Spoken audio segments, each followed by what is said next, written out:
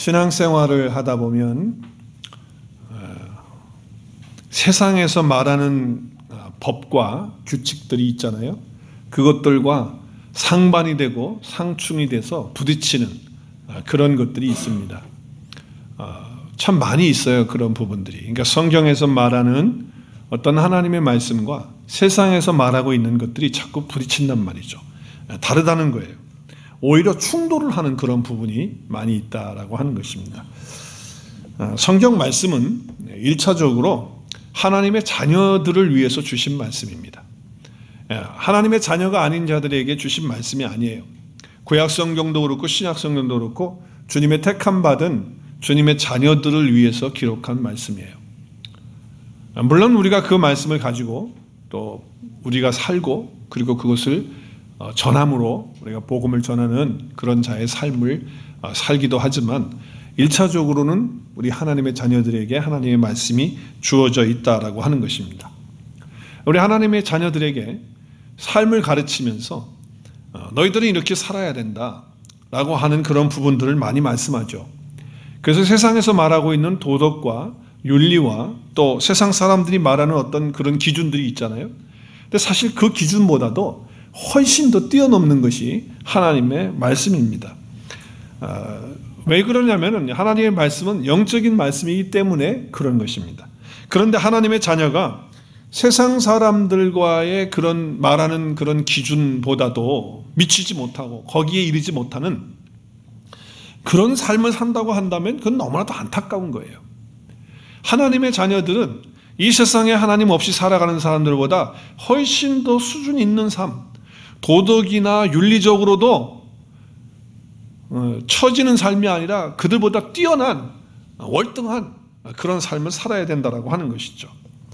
자, 그런데 성경 말씀은 세상의 윤리와 도덕을 가르쳐주는 그런 수준에 머무르는 말씀이 아니죠. 이 말씀은 우리에게 영원한 생명을 주고 죄사함을 주고 우리에게 능력을 주고 더 나아가서는 예수 그리스도와 우리가 연합해서 살아가는 그 삶에 대한 하나님과 동행하는 그런 삶에 대한 말씀을 주시기 때문에 세상이 말하는 도덕과 윤리가 말하는 그런 것과는 차원이 또 다른 것입니다. 그래서 하나님의 자녀들은 주님과 함께 자녀들이 어떻게 살았으면 좋겠는가 하는 하나님의 그 기대하심, 하나님의 소원하시는 바가 있다는 거예요.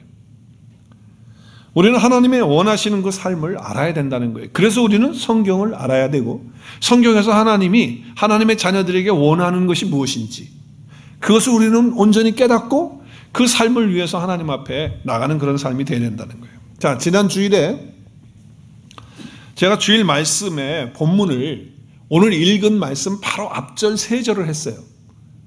기억을 하시는지는 모르겠지만 히브리서 13장 1절부터 3절까지 말씀을 제가 했어요. 그리고 어떤 말씀으로 제가 나눴나요? 설교의 제목이 뭐였나요? 그걸 알면은 제가 여기 이 자리에 또 계속 설 수가 없겠죠. 다 아시는데.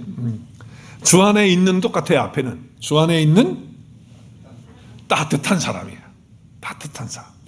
그래서 우리는 주 안에 있게 되면 우리는 따뜻한 사람이 된다. 이것은 제가 말씀드렸어요. 어떤 한 사람의 개인의 성품이나 성향이 아니다. 이것은 신앙이고 믿음이다 라고 하는 말씀을 드렸죠. 그래서 하나님은 따뜻한 그런 사람으로서 우리의 삶을 살기를 원한다라고 말씀을 했어요. 자, 오늘은 그 다음 절, 오늘 4절 5절이죠. 그 절을 같이 읽었는데 그 말씀을 통해서 하나님이 또 원하시는 삶이 있다는 거예요. 주 안에 있는 자들에게 원하는 삶이 있는데 그것은 뭐냐? 깨끗한 삶이다. 순결한 삶이다 라고 하는 거예요. 그래서 하나님은 당신의 자녀들이 이 세상을 살아가면서 깨끗하게 살기를 원하고 순결하게 살기를 원하시는 줄로 믿으시기를 바랍니다. 정말 깨끗한 삶을 원하세요. 우리 하나님은요, 우리를 완벽한 삶을 살아내는 걸 요구하지 않아요.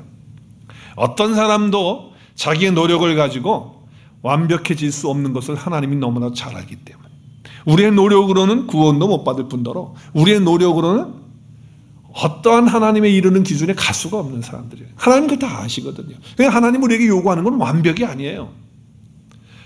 이 땅의 몸을 가지고 살아가면서 우리는 정말 완벽하게 순결하고 깨끗한 그런 삶을 살아낼 수가 없습니다.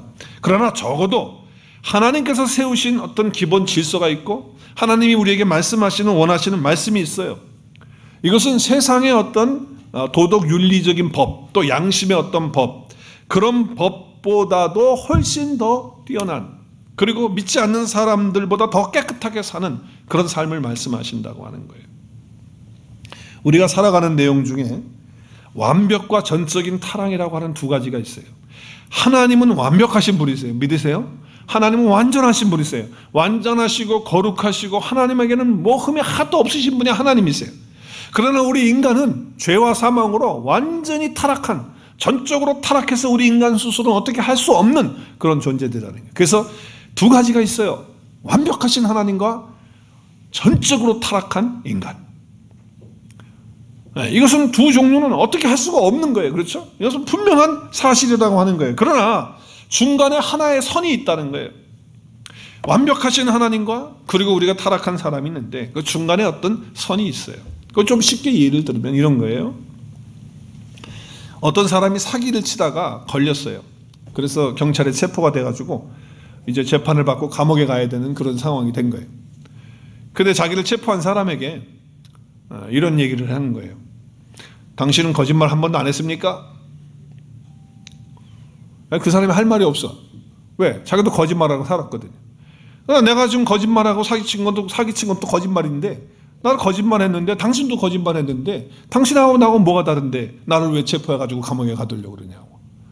이렇게 얘기를 하는 게 말이 되는 얘기입니까? 되지 않는 얘기입니까? 말은 되잖아요. 그렇죠?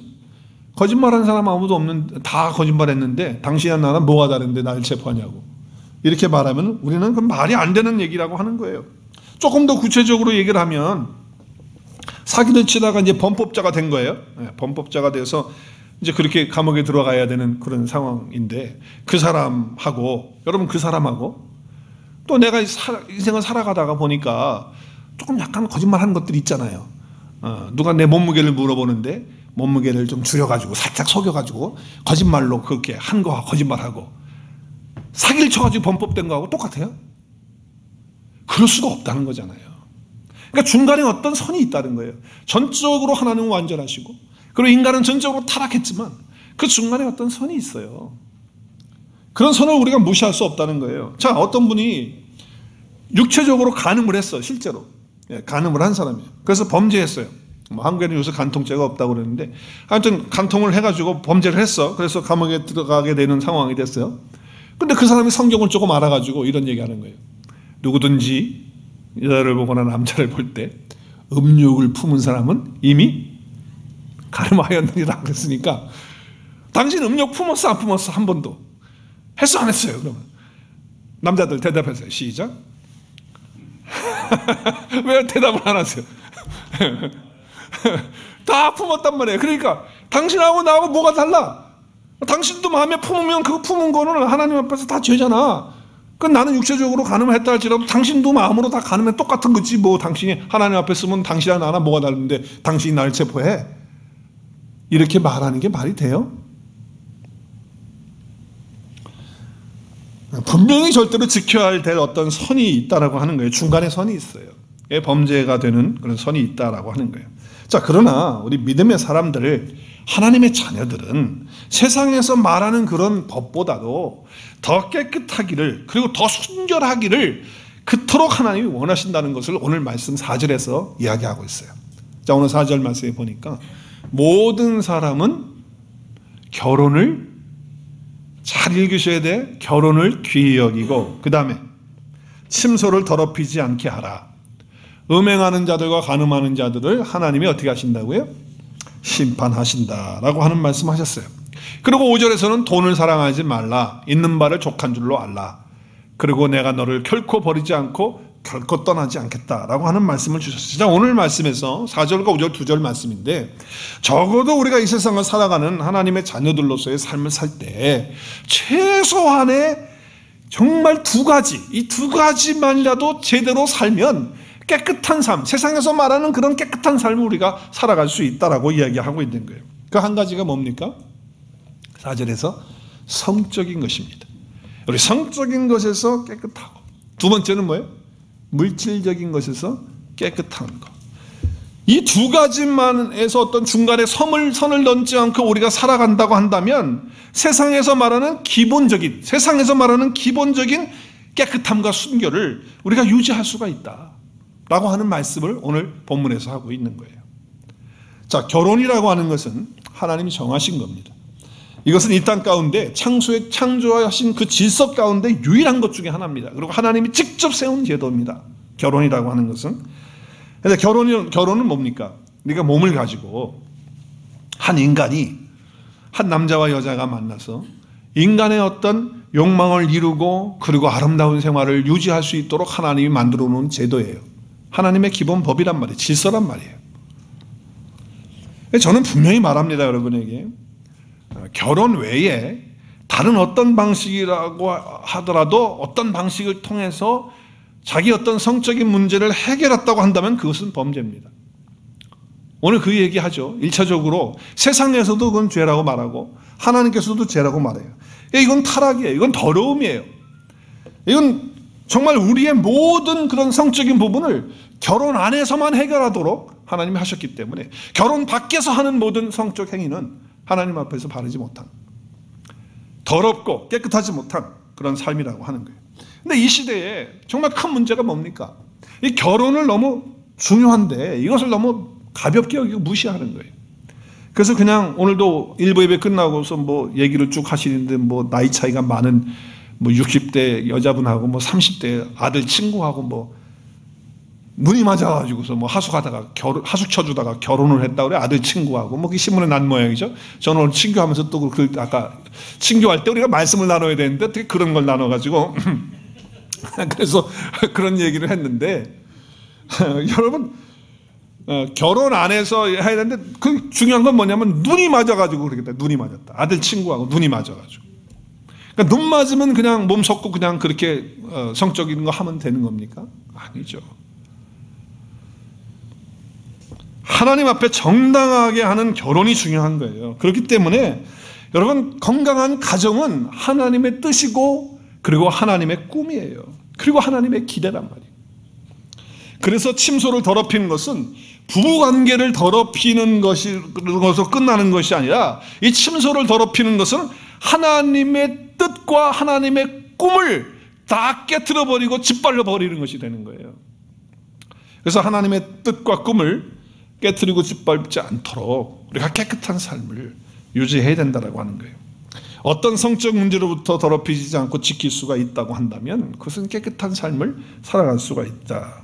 우리 몸은 하나님의 성전입니다. 하나님의 성령이 우리 안에 거하시기 때문에 내가 성전이 됐기 때문에 내 몸이 성전이기 때문에 내 몸 자체를 하나님 앞에 거룩하게 드려야 되는 거예요. 그런데 결혼이라고 하는 하나님이 축복하신 거기에서 벗어난 어떤 성적 행위를 하면 내 몸 안에서 죄를 짓는 그런 사건이 일어나는 것이라고 말씀을 하고 있죠.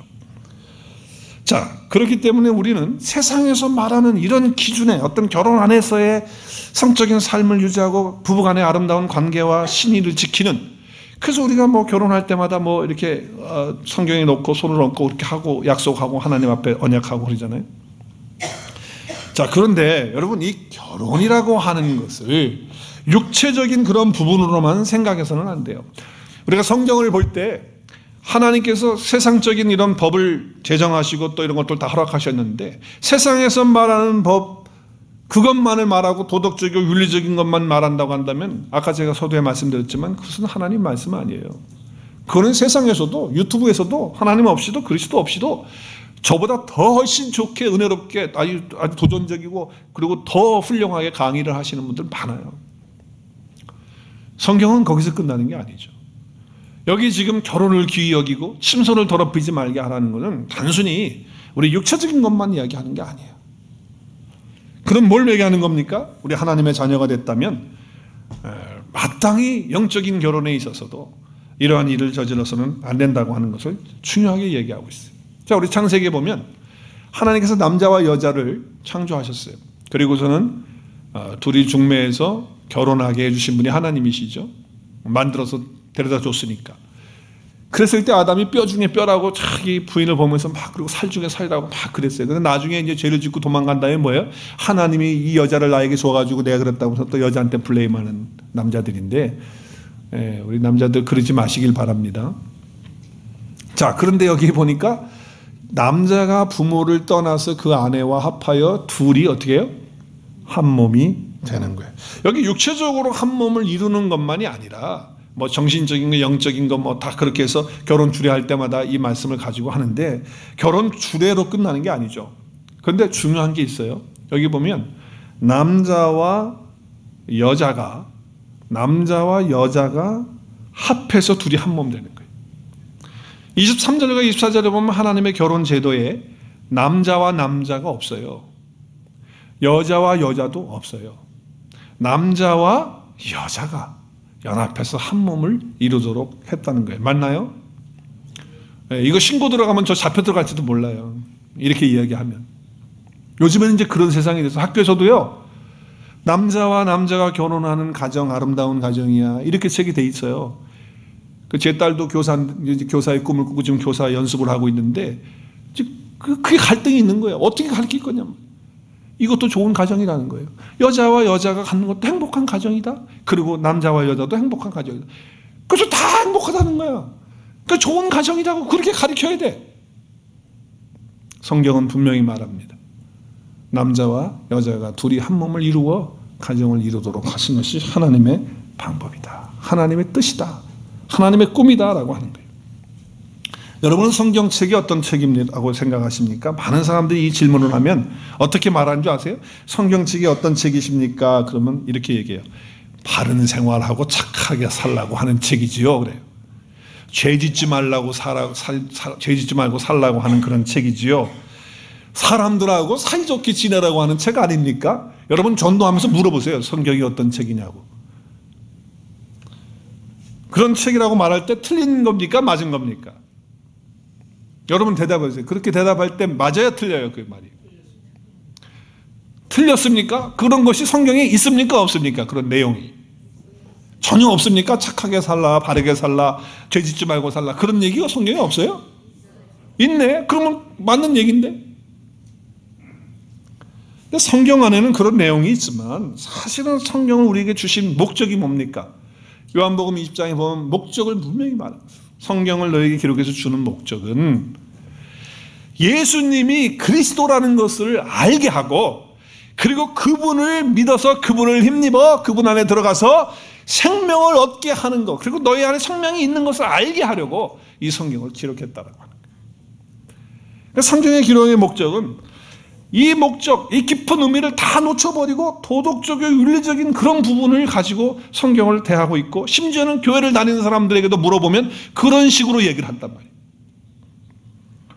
여러분 성경은 우리에게 예수님이 누구신지 그리고 그분이 그리스도시고 구원자시고 그리고 우리에게 생명 주셔서 내 안에 생명이 있다는 것을 알게 하시기 위해서 주신 하나님의 말씀인 줄로 믿으시길 바랍니다. 여러분 그렇기 때문에 예수님을 3년 동안 따랐던 제자들도 처음에는 못 알아듣는 거예요. 같은 말을 쓰시는데 예수님이 같은 말로 가르치고 구약 성경을 가르치고 설명해 주는데도 못 깨달아. 그러다가 주님이 부활하신 후에 엠마오로 가는 제자부터 시작해서 절망하고 가는 제자에게 같이 걸어가는데 뭐는 예수님인지 모르잖아요. 그러다가 어떻게 해요? 예수님께서 너희들이 뭐 때문에 그러냐 해서 설명을 쭉 하다가 성경을 풀어가지고 구약 성경이죠 그 당시에 성경을 열어서 그 성경을 풀어주시고 성경을 가르쳐 주실 때 그들의 마음이 뜨거워지면서 제자들이 그 말씀이 깨닫는 그런 은혜가 있게 된 거예요. 그래서 그들의 마음을 열어서 성경을 어떻게 했다고요? 깨닫게 해 주셨다는 거예요. 근데 그 말씀이 구약 성경이에요. 율법과 선지자의 글과 시편의 글이라는 것은 구약 성경인데 그 구약 성경이 누구를 가리키고 있다고요? 다 예수님을 다 가리키고 있다고 하는 거예요. 그러니까 여러분 성경을 대할 때 이 성경은 정말 성령 하나님께서 우리의 눈을 열어주시고 귀를 열어주시고 마음을 열어주지 않으면 깨달을 수 없는 것이 하나님의 말씀이에요. 세상적으로 어떤 학위를 받았다고 뭐 IQ가 높다고 성경 깨닫는 거 아니에요. 하나님께서 성령을 통해서 주셔야 그 하나님의 놀라운 생명의 비밀들을 말씀을 통해서 깨닫게 되어지는 거죠. 예수님이 부활하신 후에 이렇게 이제 깨닫는 말씀을 주셨을 때 이 구약 성경에 대해서 쭉 얘기를 하시는데 죽으시고 부활하시는 거 이 모든 것들이 다 구약 성경에 있다는 거예요. 그것을 설명한 거예요. 근데 그 전에는 못 깨달았어요 그 말을. 근데 부활하신 후에 주님의 말씀 주께서 열어주실 때 그들이 깨닫게 되어지는 거죠. 그렇기 때문에 구약은요, 사실은 이 신약의 그림자예요. 예수님을 다 보여주고 있는 그림자적인 그런 말씀이다 그 말이죠. 그러니까 실체는 예수 그리스도예요. 그래서 예수님 자신도 이렇게 얘기하셨어요. 우리 한번 읽을까요? 요한복음 5장 39절 시작. 너희가 성경에서 영생을 얻는 줄 생각하고 성경을 연구하거니와 이 성경이 곧 누구에 대해서 예수님 직접 하시는 말씀이니까 예수님에 대해서 증언하고 있는 것이 모든 성경이라는 거예요. 여기 모든 성경은 뭐예요? 구약 말씀이에요. 그때는 신약이 없었으니까. 구약의 모든 말씀이 다 누구를 가리키고 있는 말씀이다? 예수 그리스도를 가리키고 있는 거예요. 자, 그렇다고 한다면 우리 창세기 오늘 2장 23절 읽었어요. 남자를 만들고 여자를 만들어서 하나님이 결혼시키시고 그리고 함께 살게 했어요. 아담은 뼈 중에 뼈, 살 중에 살이라고 자기 부인에게 그렇게 얘기를 해요. 그리고서 부모를 따라서 둘이 한 몸이 되어서 어떻게 해요? 한 몸이 되어서 연합해서 한 몸 되는, 결혼되어지는, 그렇죠? 그것이 그냥 아담과 하와가 결혼하는 것으로만 이제 보는 것이 아니고 모든 성경이 예수 그리스도에 대한 얘기이기 때문에 그런가요? 그림자적으로. 그렇기 때문에 이 창세기 2장 말씀이 아내와 결합해서 둘이 한 육체가 되는 것은 큰 신비이고 비밀이다. 그러면서 사도 바울은 이 말씀을 받아서 성령의 감동을 통해서 뭐라고 말씀하십니까? 이 이야기를 그대로 창세기 2장의 이 말씀을 받아가지고 부모를 떠나서 아내와 아빠의 둘이 한 육체가 되는데 이 비밀이 크다. 근데 이 비밀은 남자와 여자와 육체적인 관계만을 말하는 거, 결혼 생활만 말하는 거 아니고 뭘 말하고 있다? 그리스도와 교회에 대해서 말해요. 그러니까 결국 성경은, 구약 성경은 누구를 향해서 가르쳐주고 있다고 했어요? 구약에서는 예수 그리스도를 보여주고 가르쳐주는 거기 때문에 예수 그리스도와 교회. 교회는 누굽니까? 저와 여러분이에요. 네. 하나님 안에 있는 자들, 주님 안에 있는 자들이 교회란 말이에요. 그러니까 그리스도와 교회가 어떻게 되는 거예요? 결혼하는 거예요. 예수님과 나와 결혼 생활이 이루어지는 거란 말이에요. 이것이 영적인 그런 비밀이 되는 거예요. 그러므로 결혼을 귀히 여기라 오늘 그랬잖아요. 그리고 침소를 더럽히지 않고 음행하지 말고 간음하지 않는 것은 주님 안에서 내가 연합돼서 이제 내가 주님과 한 몸 이루었는데 한 몸 이루면서 살아가는 그 말씀으로 이 말씀을 적용하고 거기까지 가야 영적인 진짜 말씀이 되는 거라는 거예요. 그래서 야고보서 4장 4절에 이렇게 얘기해요. 간음하는 남자들, 간음하는 여자들이 너희들이 그게 지금 육체적으로 간음하는 그런 부부를 얘기하는 게 아니고 세상과 친구가 되는 거단 말이죠. 그래서 하나님과 원수 된다는 거예요. 그래서 세상의 친구가 되고자 하는 사람들은 다 하나님과 원수가 된다라고 하는 것이죠. 자, 그렇기 때문에 간음하고 침소를 더럽히는 것은 결국 뭐예요? 내가 내 남편이신 예수님만을 사랑하고 예수님만을 친구 삼아서 살아가야 되는데 예수님이 아닌 세상의 가치와 세상의 어떤 것들을 따라서 살아가려고 하는 것, 이것이 다 뭐예요? 침소를 더럽히는 거예요. 간음하는 거다. 그런 말씀을 하는 거죠. 구약에서도요, 하나님이 이런 말씀 하세요. 계속 이런 얘기 하죠. 나는 너의 남편이 됐다는 거예요. 남편이 됐다는 거예요. 그래서 이스라엘과 어떤 언약을 맺었느냐? 남편과 아내가 맺는 그런 언약처럼 맺었다는 거예요.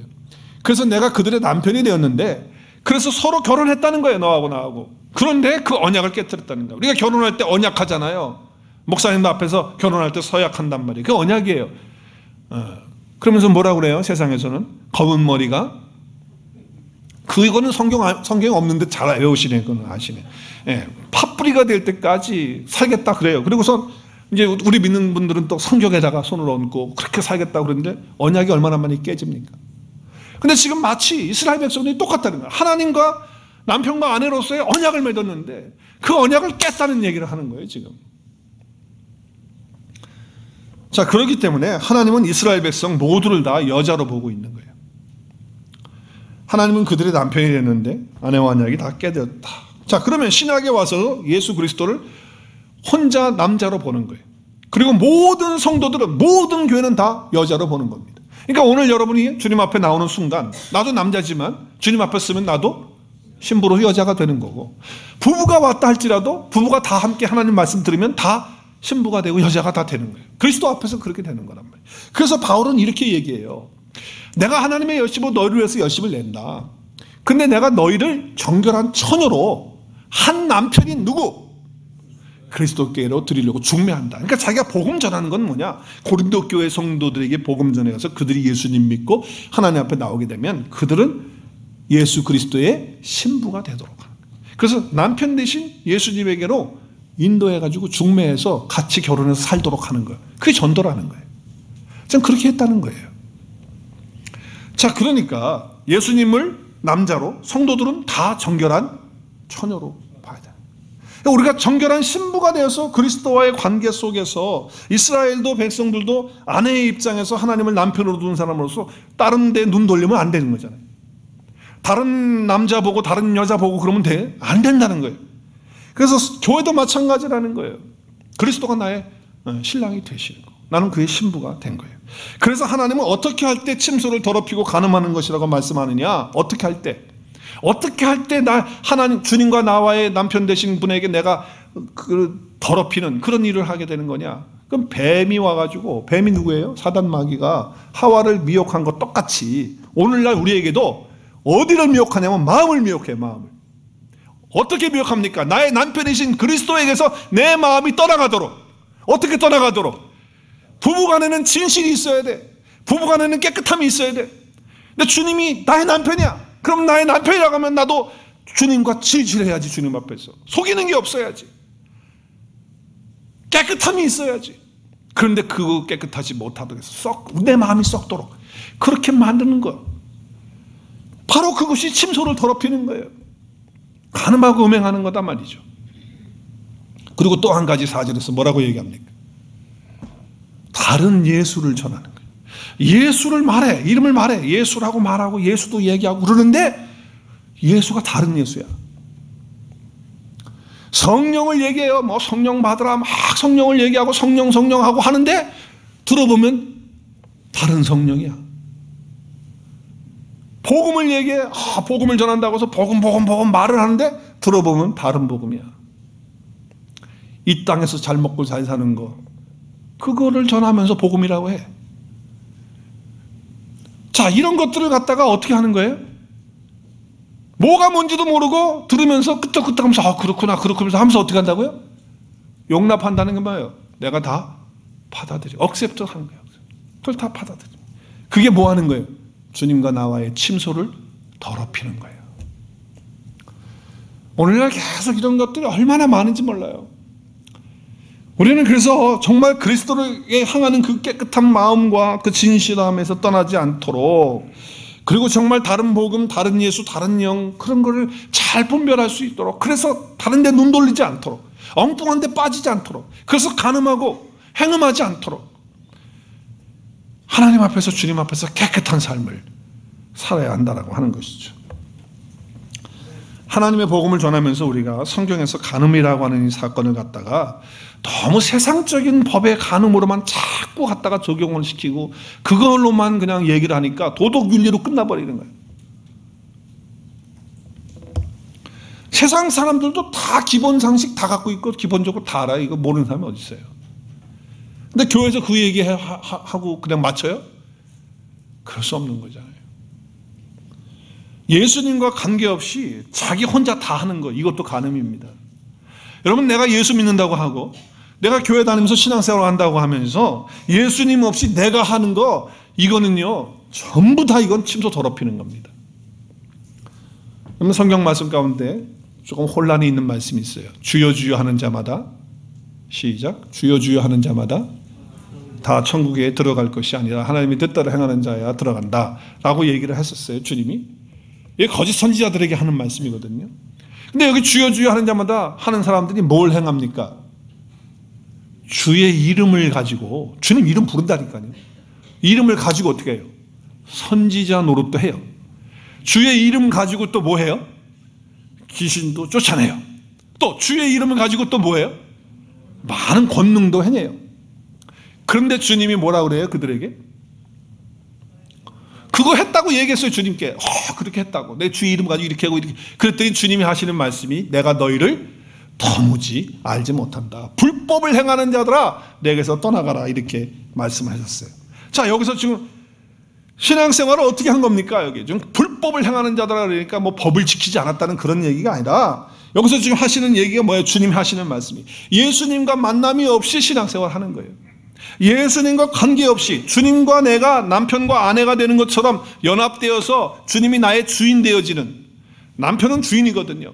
주인 되어지는 그런 거가 되지 않고 다 혼자서 자기 혼자서 한 거예요. 그러니까 여러분 보세요. 주의 이름으로 선지자 노릇 누가 한 겁니까? 자기가 한 겁니다. 자기가 했어요. 주의 이름을 가지고 귀신 쫓아내는 것도 누가 했다는 겁니까? 내가 했다는 겁니다. 주의 이름으로 많은 권능을 행하는 것도 누가 했다는 거예요? 주님과 아무 관계 없어요. 누가 했다는 거예요? 내가 했다는 거예요. 여러분 교회 와서 봉사할 때도 마찬가지예요. 여러분 그것도 내가 한다? 뭐 이건 내가 했고 이건 내가 했고 이런 사람은요, 이거 다 성도를 하나님의 침소, 주님의 침소를 더럽히는 일이에요. 가늠하는 일이에요. 그게 무슨 주님과 관계가 있는 거예요? 내가 주님과 연합해서 주님이 나의 남편 돼가지고 이 모든 일을 주님과 함께 하는 거잖아요. 주님이 하시는 거고 내가 주님께 도구로 쓰임받는 거니까 주님이 다 하신 거란 말이에요. 그러니까 지금 다 내가 했다고 그럼 예수님 어디 계시냔 말이에요. 예수님. 지금 예수님 어디 계세요? 그러니까 불법을 행하는 자들아 내가 너희를 도무지 알지 못한다. 이렇게 말씀하시는 거예요. 주님이 주신 그 율법의 말씀을 가지고 그리스도와 함께 사는 그 일을 하도록 인도해야 되는 거예요. 예수님 앞으로 바울처럼 중매해서 예수님과 함께 살 수 있도록 그 율법의 말씀을 가지고 그리스도께로 인도해 줘야 되는데 이 거짓 선지자들은 그 율법을 가지고 다 자기가 했다라고 하는 자기 의를 드러내고 자기를 나타내는 그런 일을 하니까 주님하고 무슨 관계가 있냔 말이죠. 이게 다 뭐 하는 거다? 침소 더럽히고 음행하고 간음하는 거예요. 여러분 정신 차리셔야 돼요. 신앙생활하면서 내가 하려고 하는 거, 내 의를 세우려고 하는 거, 내 노력으로 예수님 관계없이 이렇게 하는 거 다 이거 침소 더럽히는 다른 사실을 기억하시고 정말 하나님이 원하시는 거 깨끗한 삶인데 순결한 삶인데 우리가 그것을 적용해야죠. 우리 삶 속에. 나는 너희와 관계없다. 냉정한 말씀을 하시는 거예요. 영적 간음에 대한 얘기를 오늘 이 말씀에서도 주여 주여 하는 자마다 해도 말씀을 하시고 있다는 거죠. 복음 전하는 사람들이 두 집 살림을 차렸다는 거예요. 두 집 살림을. 그래서 예수라고 하는 집을 지어놓고 예수라고 하는 겉모양은 예수라고 썼어. 집을 지었어. 집을 지었는데 실제로 그 속에 사는 진짜 남편은 누구예요? 겉에는 예수가 있어. 근데 그 집에 실제로 사는 자기 남편은 누구예요? 누구예요? 마귀라는 건 마귀. 사단 마귀를 자기 남편으로 삼고 사니까 그 사람들은 다 마귀의 마누라예요. 마귀의 마누라. 지금 그 얘기를 주님이 하시는 거예요. 너희는 마귀가 너희 남편인데 어찌해서 나를 남편이라고 하느냐. 그 얘기가 바로 주여 주여. 아니 네 주인은 따로 있잖아. 네 집에 사는 사람은 따로 있잖아. 겉에만 예수지 너 속엔 따로 있잖아. 그 얘기하는 거라니까요 지금. 그러니까 주여 주여 하는 자마다 안 된단 말이에요. 이것을 알고 주 안에 있는 자는 깨끗한 사람으로 살아야 된다. 남편 대신 주님과 함께 살면서 침소 더럽히지 말고 간음하지 말고 행음하지 말고 깨끗한 삶. 그러면 여러분 진짜 남편이신 예수님하고 내가 그렇게 깨끗하고 순결하고 주님이 원하시는 그런 정결한 삶을 그 신부로서의 그런 삶을 산다면 세상법에서 말하고 있는 간음이나 성적인 어떤 윤리적인 도덕적인 이런 것들은 저절로 되는 줄로 믿습니다.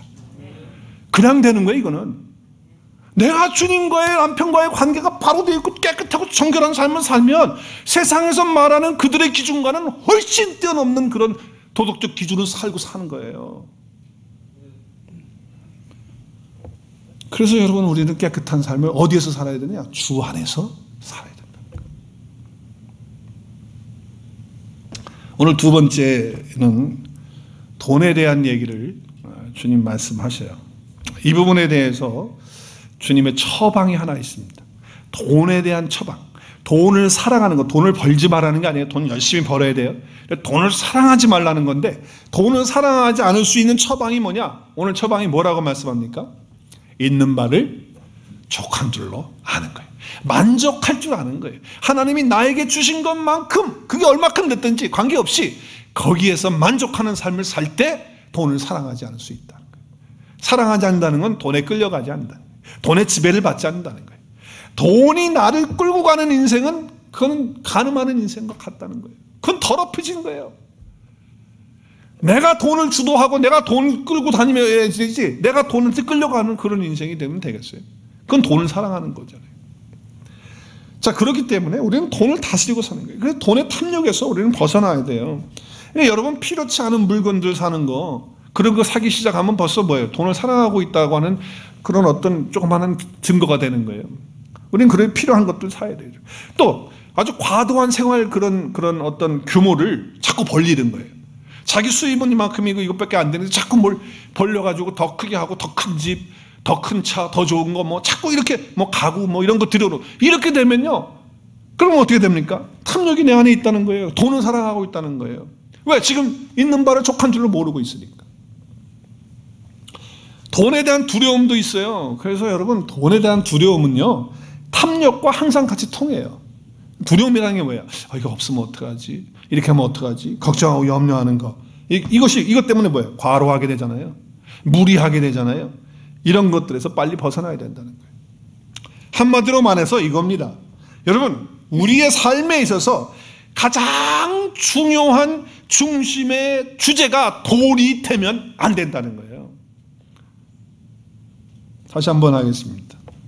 내 삶에 있어서 가장 중요한 중심의 주제가 돈이 되어서는 안 된다. 이게 돈을 사랑하지 말라는 말씀이에요. 그러니까 말만 꺼내면, 눈만 뜨면 주제가 돈이다. 돈 사랑하는 거예요. 돈은 우리 삶에 있어서 한 부분입니다. 돈 필요합니까? 안 필요합니까? 목사인 저에게도 돈이 필요합니까? 안 필요합니까? 필요합니다. 큰 소리로 하시네요. 근데 여러분, 돈에 대한 태도를 이렇게 가지십시오. 저를 따라 하십시오. 있는 듯 없는 듯. 시작. 네, 그렇게 살아야 돼. 돈에 매이는 건 뭐야? 돈 생각하니까 그냥 돈이 없는 거는 없는 대로, 있는 대로 거기에 그냥 빠져가지고 그렇게 살지 말고, 있으면 있는 대로, 없으면. 그러니까 돈이 지금 한번 따라하세요. 돈은 나에게 무시당하면서 살아야, 무시당해야 됩니다. 시작. 예, 무시당해야 돼요. 돈 우리가 살면서 필요하지만 그것이 내 삶의 주제의 중심의 주제가 아니라는 거예요. 내 자족을 하는 그런 삶이 필요한다는 거죠. 있는 것을 족한 줄로 하는 거예요. 그러니까 정말 돈은 필요한 거지만 우리의 삶의 중심의 주제가 될 수는 없다. 그러니까 생활의 규모를 알맞게 잘 하라는 거예요. 만약에 그렇게 못하면 정말 하나님께 드려야 되는 시간이 있거든요. 하나님의 나라를 위해서, 복음을 위해서, 또 정말 어떤 부분에 있어서 정말 주님이 필요한 곳에 내가 드리고 싶을 때 못 드리는 거예요. 왜? 돈을 사랑하고 있기 때문에. 그러면 우리의 마음이 더러워진 거예요. 더럽혀진 거예요. 깨끗하지 못한 거예요. 그래서 이 돈을 사랑하지 말라. 그러면서 족한 줄로 알라고 하는 말씀을 주시고 있다는 거예요. 이거는 개인적인 성향이나 그런 게 아니에요. 여러분, 남미 사람들 보세요. 그날 돈이 있으면요, 다 아시죠? 어떻게?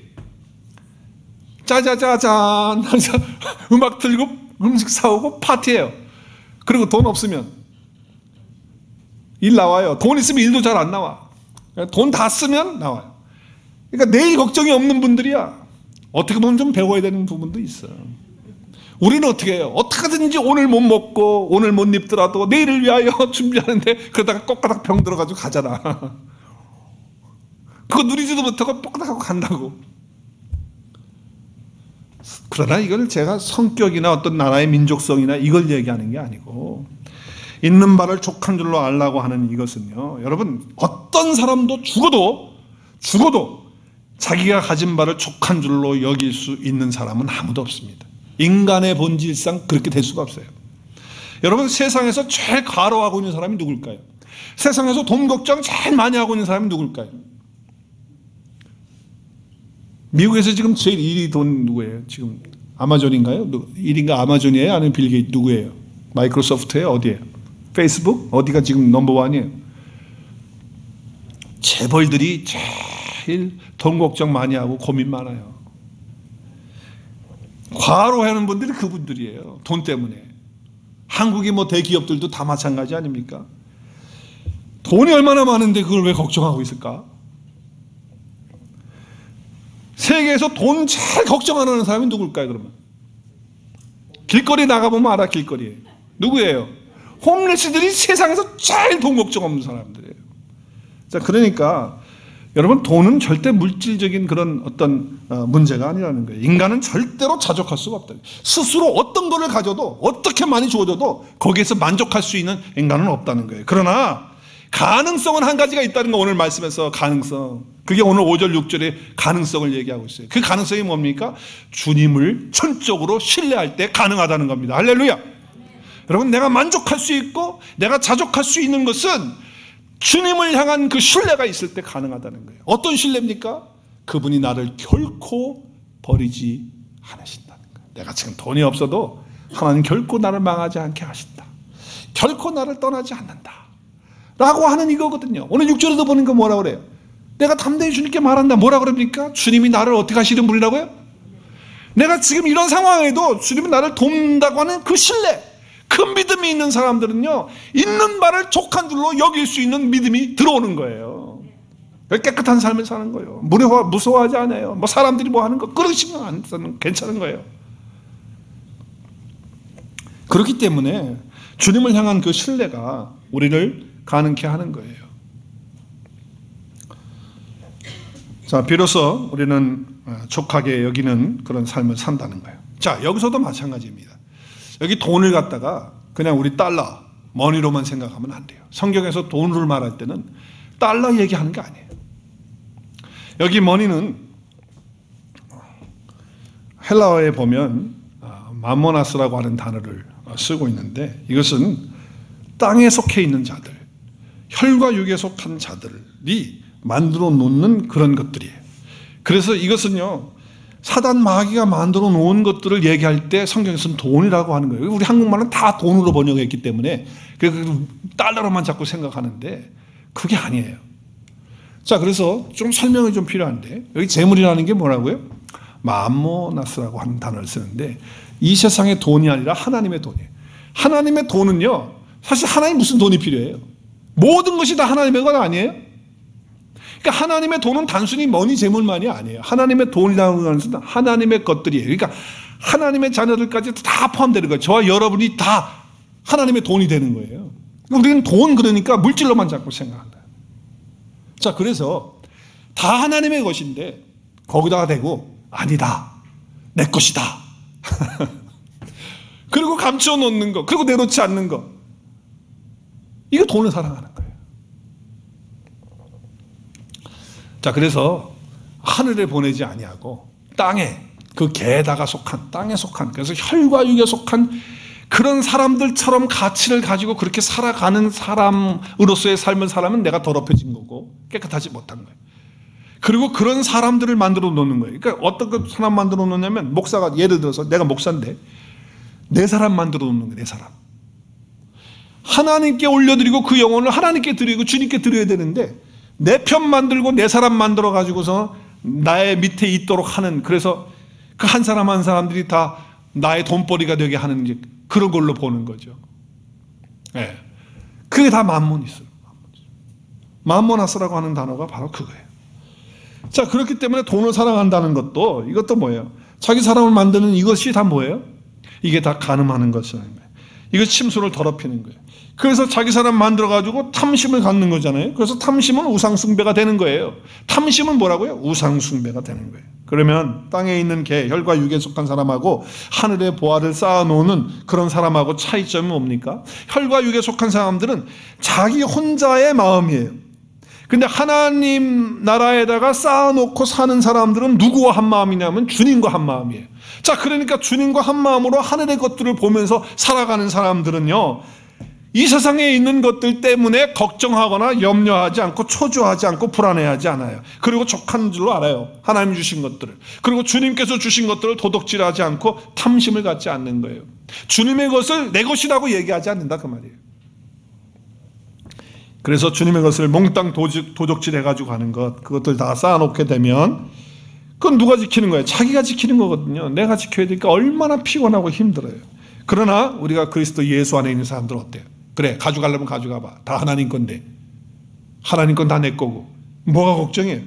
주님의 그 장중에 내가 붙들려 있고, 장중 안에 내가, 주님의 그 품 안에 내가 그 손 안에 있는데 라고 하면서 걱정이 없고 평안한 거예요. 그러니까 그 탐심 가운데서, 그 욕심 가운데서, 그 돈을 사랑하는 가운데서 더럽혀지지 않고 깨끗한 삶을 살 수 있다는 거죠.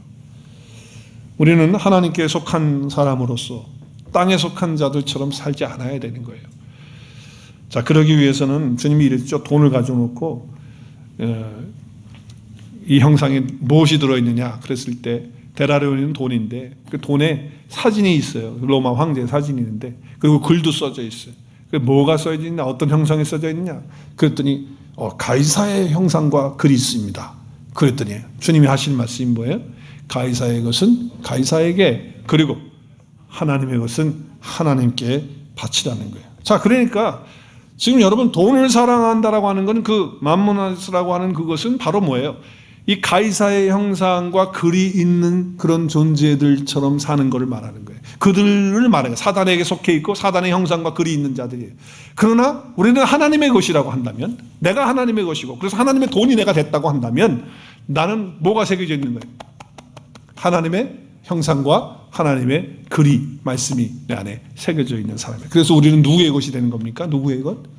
그리스도의 것이 되어지는 거예요. 그래서 하나님의 형상과 글이 있는 그런 거예요. 그러니까 여러분의 신앙이 이제 어디까지 가야 됩니까? 영적인 데까지 가야 되는 거예요. 또 신앙이 머리에서만 머물러 있지 말고 우리 마음까지 내려와서 우리 마음에 상한 것들, 분노하는 것들, 어려운 것들, 마음에 힘든 것들, 이런 것들을 주님 안에서 믿음으로 해결하실 수 있기를 주의 이름으로 축복합니다. 삶의 가장 구체적인 그런 부분까지 이것들을 다 주님 안에서 깨끗한 삶으로 해결해 나가야 되는 거예요. 잊지 마십시오. 하나님은 당신의 자녀들을 향하여 기대를 가지고 있습니다. 어떤 기대라고요? 어떻게 사는 기대? 깨끗하게 사는 삶의 기대를 가지고 계신다는 거예요. 주님과 함께 내가 살면서 함께 사는 침소를 더럽히지 마십시오. 그러면 우리가 육신적인 삶에도 더럽혀지지 않는 그런 삶을 살게 되는 것입니다. 물질의 문제도 마찬가지. 족한 줄로 아시고 주님을 신뢰하십시오. 나를 버리지 않고 떠나지 않으시는 약속을 믿으십시오.